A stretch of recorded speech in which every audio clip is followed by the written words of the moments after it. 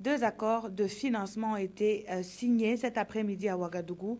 Le premier entre la coopération suisse et l'État burkinabé et va servir à appuyer le processus électoral. Le second, toujours entre la coopération suisse avec cette fois la radiodiffusion-télévision du Burkina, les différents montants et la portée de ces accords avec Nong Bakouda et Abdel Aziz Yagibou. Une poignée de main, symbole d'un partenariat qui va se renforcer entre la Suisse et le Burkina.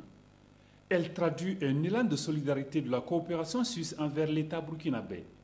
Élan qui vaut par ses ceintures plus de 4 milliards de francs CFA. Les bénéficiaires directs de cette manne financière sont le programme d'appui aux réformes et aux élections et la radiodiffusion-télévision du Burkina. Ça entre dans le cadre de notre appui bilatéral au Burkina Faso, dont nous avons célébré, je rappelle en passant, cette année 40 ans. Donc ça fait depuis 40 ans que l'on collabore ensemble, le Burkina Faso-Suisse, pour la promotion du développement de ce pays.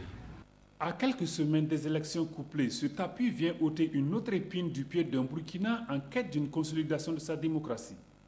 C'est un accord qui consacre sous forme de subventions plus de 3 milliards de francs CFA pour la mise en œuvre du programme d'appui aux réformes et aux élections.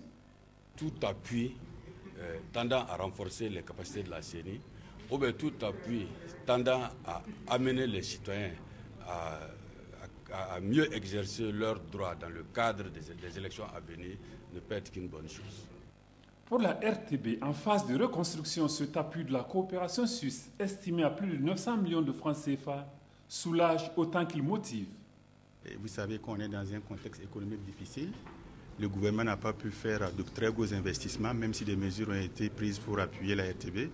C'est donc une mesure qui ne peut que nous rendre contents et heureux, d'autant plus que ça permettra de renforcer les capacités de la RTB, acheter du matériel, et dans cette période électorale, mener la réflexion pour le changement du statut vers un média de service public. Pour être à la hauteur des défis de l'heure, la RTB, tout comme les acteurs chargés des réformes et des élections, souhaite voir la chaîne de solidarité s'allonger.